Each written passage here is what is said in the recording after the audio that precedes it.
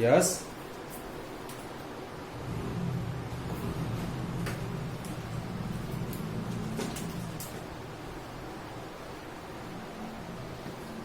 Definitely भेज दूंगा, no issue.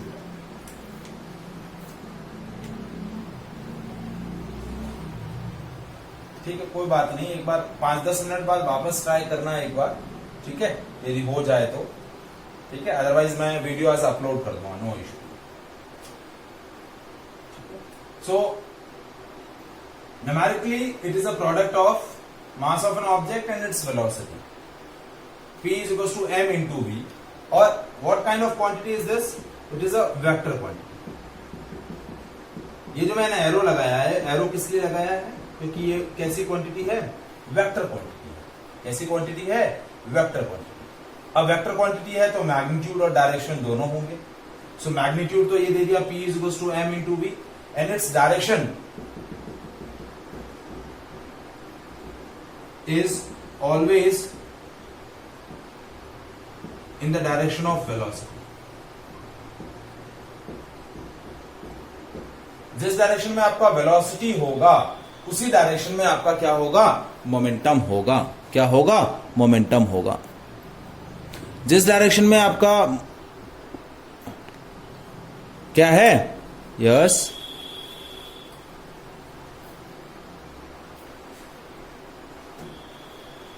Definitely. मैं आज जो टोटल आज ये तीसरा वीडियो है, तीसरा सेशन है, तीनों सेशन में आज अपलोड कर दूंगा, ठीक है। आप कल मॉर्निंग में सारे एक बार देख लीजिएगा, ठीक है।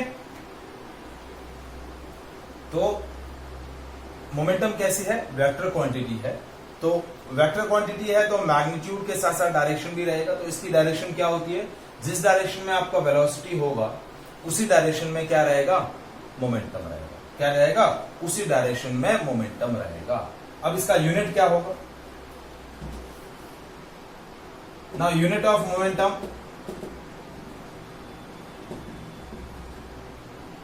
It is a product of mass into velocity. तो मास का यूनिट होता है किलोग्राम और वेलोसिटी का होता है मीटर पर सेकेंड। तो इसका यूनिट हो जाएगा KG metre per second, KG into metre per second. या फिर एक और इसका यूनिट होता है that is Newton into second.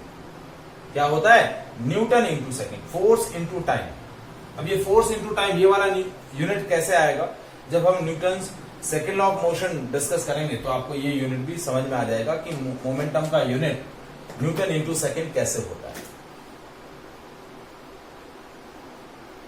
N minus S नहीं है बेटा, N into S, Newton into second. तो जब दो टर्म प्रोडक्ट में होती है तो यूनिट्स को ऐसे लिखते हैं, न्यूटन इंटू सेकेंड, माइनस नहीं है, न्यूटन इंटू सेकेंड। तो मोमेंटम का यूनिट क्या होगा? केजी मीटर पर सेकेंड और Newton into second. So is it clear? हाँ, KG into metre per second, KG into metre per second, ठीक है। या फिर इसका यूनिट होगा न्यूटन इंटू सेकेंड। सो कोई भी बॉडी मोशन का जितना अमाउंट कंटेन करती है वो उसका मोमेंटम बोला जाता है, और it is the product of mass of the body and its velocity. अब why we discuss this term in Newton's laws of motion? Because Newton's second law of motion is depend on this term. So now we'll discuss Newton's second law of motion. Newton's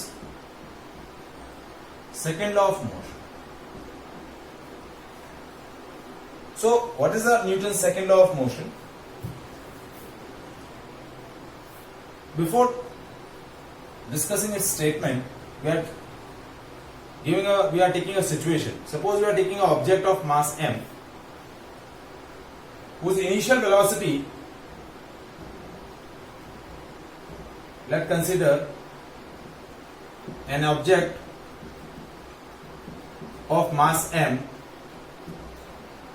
whose initial velocity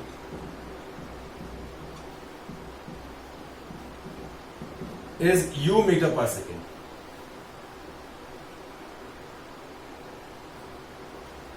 Now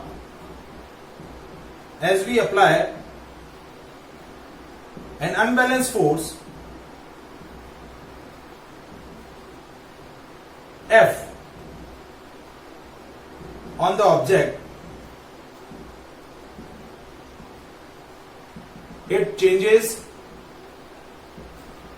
its velocity from u meter per second to v meter per second. So final velocity क्या है object का?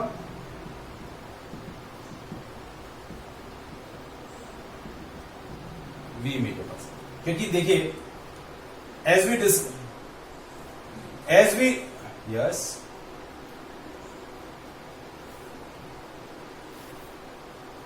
आ जाओ. Now as we discuss in the Newton first law of motion कि जब भी किसी object पर unbalance force लगेगा, it will create an acceleration in that body. Acceleration तभी प्रोड्यूस होगा जब उसकी वेलोसिटी चेंज हो जाए. तो initial velocity u metre per second है और final velocity v metre per second है. इनिशियल वेलोसिटी क्या है? u मीटर पर सेकेंड और फाइनल वेलोसिटी है v मीटर पर सेकेंड. ठीक है. तो सिचुएशन क्या है कि एक ऑब्जेक्ट है जिसका initial velocity u metre per second है. जैसे इस पर आपने अनबैलेंस फोर्स लगाया तो इसकी वजह से क्या हुआ, इसकी वेलोसिटी चेंज होके u मीटर पर सेकेंड से v मीटर पर सेकेंड हो गई. अब देखिए, यदि ऑब्जेक्ट की इनिशियल वेलोसिटी, ऑब्जेक्ट की क्या है, initial velocity u metre per second है, तो इनिशियल मोमेंटम क्या होगा?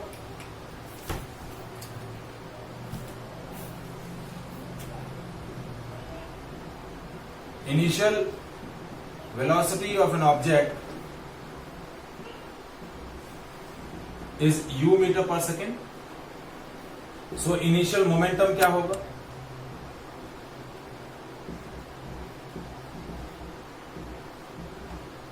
इनिशियल मोमेंटम को हम रिप्रेजेंट करेंगे PI से, और PI क्या हो जाएगा?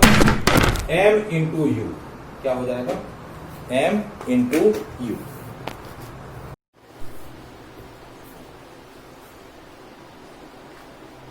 ठीक है. अब फाइनल क्या नहीं समझ में आया बेटा? देखिए, इनिशियल वेलोसिटी यदि u मीटर पर सेकेंड है तो इनिशियल मोमेंटम क्या होगा? मोमेंटम क्या होता है? मास इंटू वेलोसिटी. तो इनिशियल मास तो फिक्स है और वेलोसिटी कितना है? u. तो इनिशियल मोमेंटम क्या हो जाएगा? m into you. अब final velocity of an object क्या है? That is v metre per second. तो फाइनल मोमेंटम क्या हो जाएगा?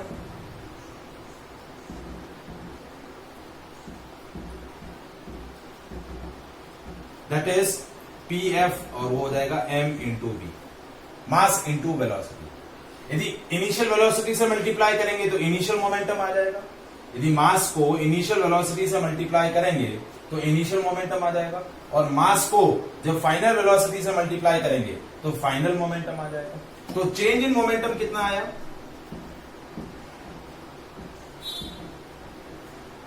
दैट इज डेल्टा पी, और डेल्टा पी हो जाएगा pf minus PI.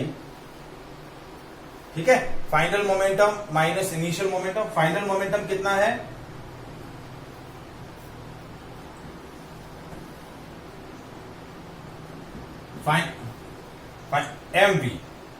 mv minus mu.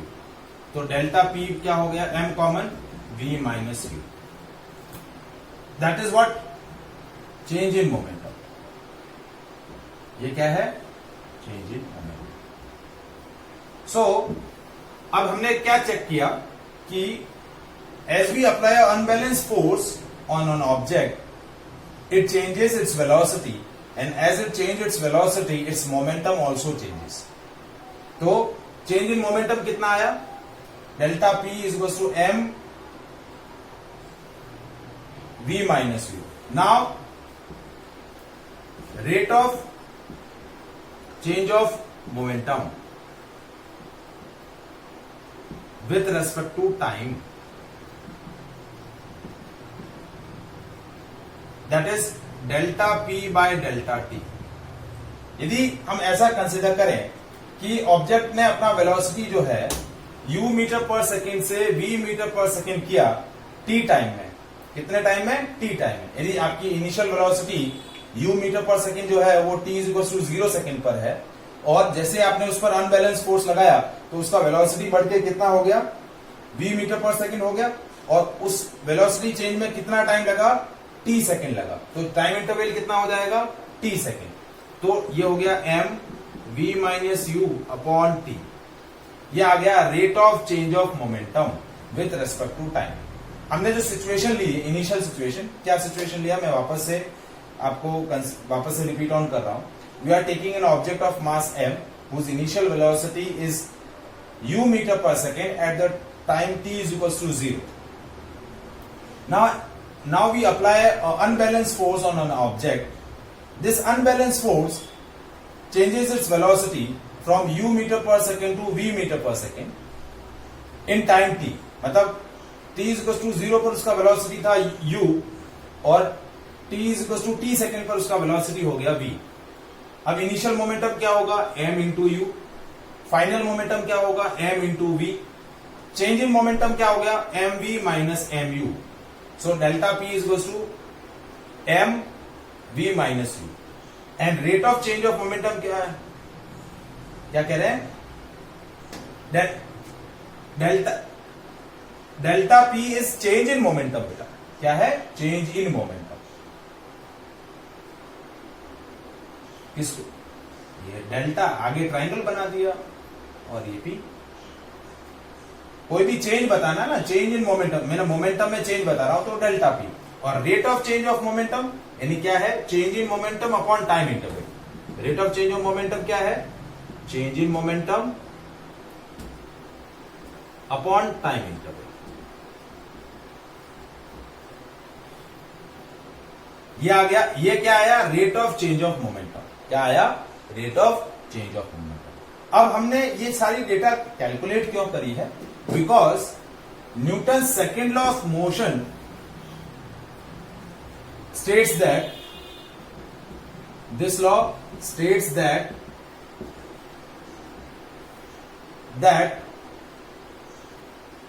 rate of change of momentum of an object with respect to time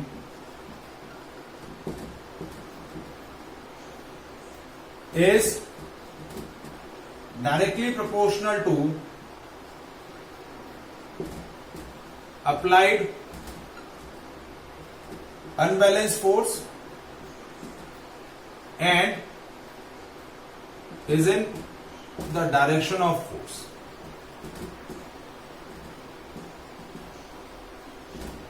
ये आपका क्या बोला जाता है? Newton second law of motion का statement. Newton second law of motion states that rate of change of momentum of an object with respect to time is directly proportional to applied unbalanced force। मतलब object की momentum में जो change हो रहा है time के साथ वो किसके डायरेक्टली प्रोपोर्शनल होगा? अनबैलेंस फोर्स के डायरेक्टली प्रोपोर्शनल होगा। और ये जो चेंज इन मोमेंटम है that is in the direction of force. ये जो चेंज इन मोमेंटम है वो किसकी डायरेक्शन में होगा? फोर्स की डायरेक्शन में ही होगा। ये क्या? यस नहीं, डायरेक्टली प्रोपोर्शनल। मैथ्स में नहीं पढ़ा डायरेक्टली प्रोपोर्शनल और इनवर्सली प्रोपोर्शनल। डायरेक्टली प्रोपोर्शनल मतलब एक क्वांटिटी बढ़ेगी तो दूसरी भी बढ़ेगी और एक घटेगी तो दूसरी भी घटेगी। That is called directly proportional. और इनवर्सली प्रोपोर्शनल मतलब एक बढ़ेगा तो दूसरा कम होगा और दूसरा कम होगा तो पहला बढ़ेगा। इनवर्स मतलब उल्टा चेंज और डायरेक्टली मतलब एक में जो चेंज आ रहा है सेम चेंज दूसरे में आएगा तो डायरेक्टली प्रोपोर्शनल। अभी इसका मैथमेटिकल रिलेशन ही बता रहा हूं। स्टेटमेंट समझ में आया? अब हमने rate of change of momentum with respect to time निकाला, वो क्या है? Delta p by delta t. तो स्टेटमेंट क्या बोल रहा है? ये मैंने स्टेटमेंट लिखा, इसका मैथमेटिकल फॉर्मुलेशन क्या बोल रहा है कि delta p by delta t is directly proportional to F. rate of change of momentum with respect to time, that is delta P by delta T, and that is directly proportional to F. This is called Newton's second law of motion. That rate of change of momentum, इसको हम ऐसा भी लिख सकते हैं, Pf minus Pi upon T minus 0 is equals to, या directly proportional to F. Rate of change of momentum is directly proportional to applied unbalanced force. हमने unbalanced force क्या लगाया? F लगाया. So ये आपका मैथमेटिकल फॉर्मुलेशन हो गया second law of motion का. अब देखिए delta P by delta T की वैल्यू क्या निकाली है? M V minus U upon T is directly proportional to F. हमने change in momentum with respect to time क्या निकाला है? M V minus U upon T. क्या निकाला है? M V minus U upon T. तो M V minus U upon T is directly proportional to F. Is it clear? यहां तक समझ में आया?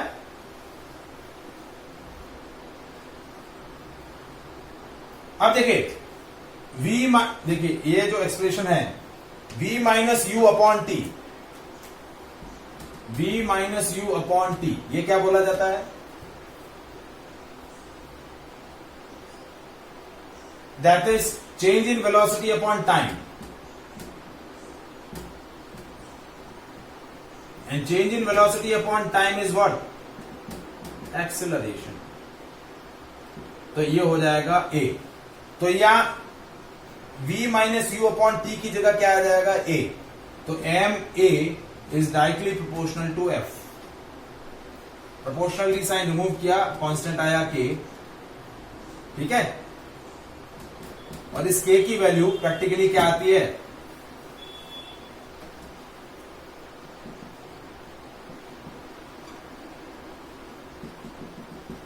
प्रोपोर्शनली साइन हम उठाया तो कांस्टेंट आया K, और K की वैल्यू प्रैक्टिकली क्या आती है? 1. तो expression of force is F is equals to ma.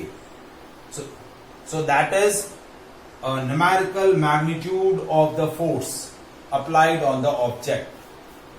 F is equals to ma. एक एक्सप्रेशन ये हो गया, F is equals to m v minus u upon t. ये दूसरा एक्सप्रेशन हो गया. A की जगह मैंने v minus u upon t रख दिया. और तीसरा एक्सप्रेशन क्या हो जाएगा? Pf minus Pi upon t. क्योंकि इसी को हमने क्या बोला था? Force is equal to rate of change of momentum upon time. तो ये 3 फॉर्मूला हो गए फोर्स के. पहला F is equal to ma, दूसरा हो गया F is equal to m v minus u upon t, और तीसरा हो गया Pf minus Pi upon t.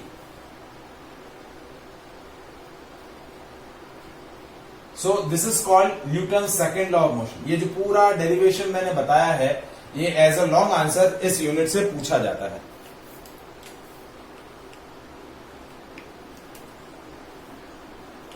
Is it clear?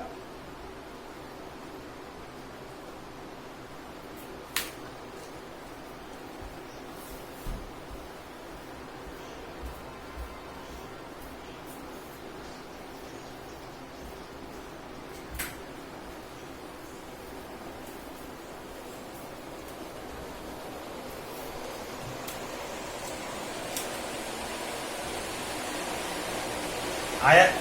हाँ जी बोलिए बेटा.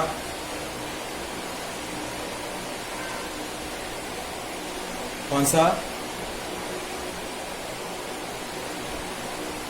देखिए वापस से मैं बता रहा हूं, Newton second law of motion क्या बोल रहा है. Newton second law of motion क्या बोल रहा है कि the rate of change of momentum of an object with respect to time is directly proportional to applied unbalanced force, यानी delta P by delta T is equals to F. ठीक है. अब delta P क्या है? Pf minus Pi upon T minus 0 is directly proportional to F. अब देखिए Pf की जगह final momentum mv, initial momentum mu upon T is directly proportional to F. m common ले लिया, v minus u upon t is directly proportional to f. Now v minus u upon t ये होता है acceleration, तो m a is directly proportional to f. F is directly proportional to ma। Proportionally sign हमने हटाया, constant रखा k की value 1 आती है प्रैक्टिकली, तो F is equal to. So ये हो गया force is equal to mass into acceleration. एक फॉर्मूला ये हो गया।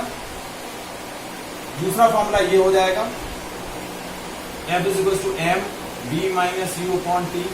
ये सेकेंड एक्सप्रेशन हो गया फोर्स का। और तीसरा फोर्स कैलकुलेट करने के लिए pf minus pi upon t, change in momentum upon time. तो ये तीन फॉर्मूला आप यूज कर सकते हैं, ये सेकेंड फॉर्मूला, ये थर्ड फॉर्मूला। तो फोर्स की force is equal to mass into acceleration. देखिए यदि आपको मास और एक्सेलरेशन डायरेक्ट दिए हुए हैं तो क्या करना है, मास और एक्सेलरेशन को सिंपली मल्टीप्लाई करना है और फोर्स निकाल लेना है। यदि आपको एक्सेलरेशन दिया नहीं है, इनिशियल वेलोसिटी और फाइनल वेलोसिटी दिए हुए हैं, तो ये फॉर्मूला लगा के आप क्या कैलकुलेट कर सकते हैं, फोर्स कैलकुलेट कर सकते हैं। अब चलो ये भी नहीं दिया है, इनिशियल और फाइनल मोमेंटम दिए हुए हैं, तो change in momentum upon time calculate करके भी आप क्या कर सकते हैं, force calculate. So this is called Newton second law of motion which gives the magnitude of the force. क्या प्रोवाइड कर रहा है आपको, magnitude of the force. Is it clear? तो इसमें क्वेश्चन कैसे बनता है, states Newton second law of motion, derive it's mathematical formula. Question ऐसे बनेगा आपका। तो पहले स्टेटमेंट बताना है और फिर इस तरीके से पूरा डेराइव करके बताना है। सिचुएशन जो हमने ले रखी थी, we are taking a object of mass m, whose initial velocity is u, initial momentum is this, फिर as we apply the force on it, its velocity changes, so final velocity is this, final momentum is this, then change in momentum is this। फिर ये पूरा derive करके बताना है। Is it clear?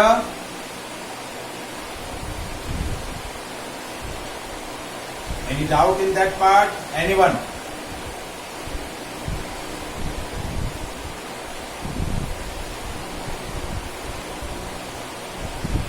ठीक है? So now we'll do some numerical question on this part. ठीक है? इसमें कुछ numerical questions हैं जो पूछे जाते हैं, तो वो आपको सॉल्व करने हैं। ठीक है? So सबसे सिंपल क्वेश्चन मैं इस बार पहले ले रहा हूं। An object of mass 2 kg whose initial velocity is 5 meter per second at t is equals to 0, after application of an unbalanced force on it, its velocity becomes 10 meter per second after time t is equals to 2 seconds. Sorry, t is equals to 5 seconds. So calculate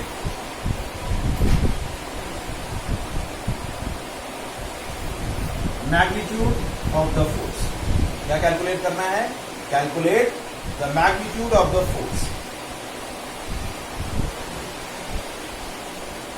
तो देखिए force is equal to m into ए। अब F is equal to m v minus u upon t। तो F की value, m की value है 2, v का value है 10। देखिए फाइनल वेलोसिटी 10 है, इनिशियल वेलोसिटी 5 है और टाइम आपको दिया हुआ है 5 माइनस 0। तो F is equal to 2 into 5 upon 5, cancel हो गया। F is equal to 2 into 1, तो फोर्स कितना आ गया, 2। So how much force exerting on the object? 2 Newton. Is it clear?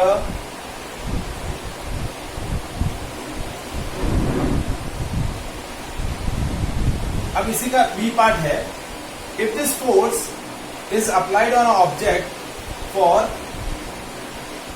10 seconds instead of 5 seconds, यदि यही constant force यदि object पर 5 second के बजाय कितने सेकंड लगता, 10 सेकंड लगता, then what will be its final velocity.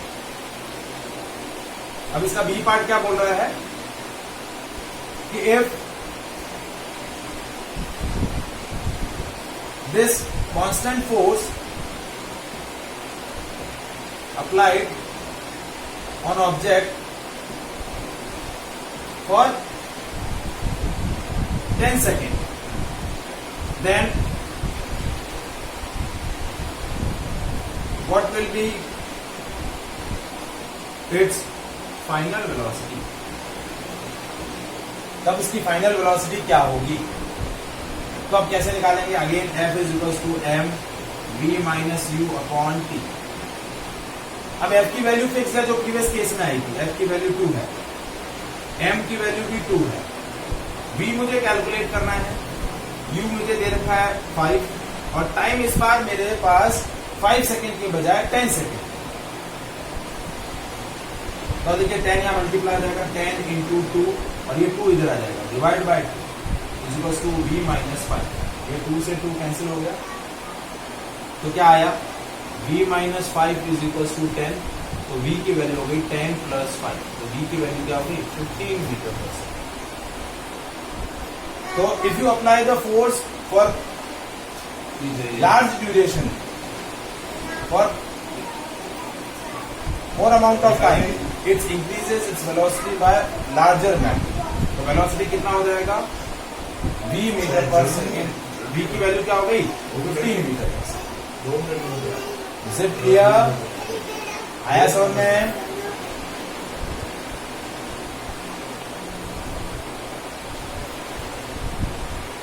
What is Newton's second law of motion? Is it clear to all of you?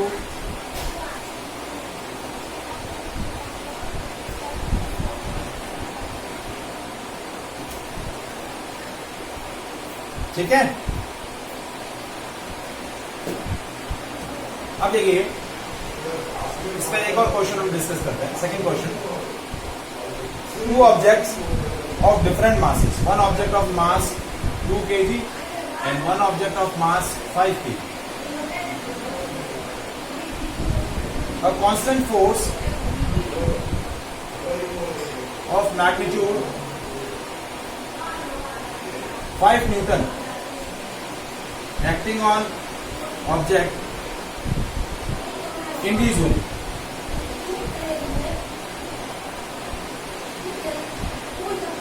calculate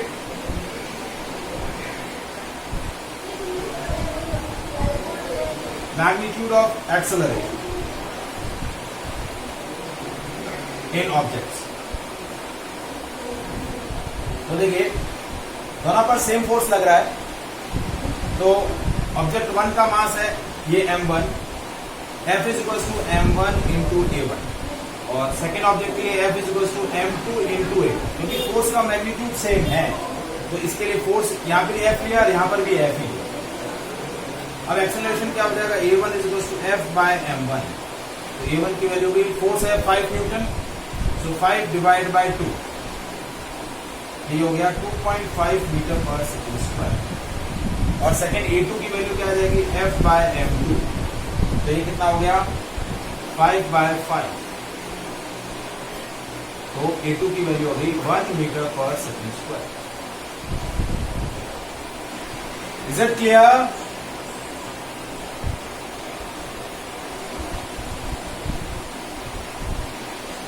everyone, any doubt?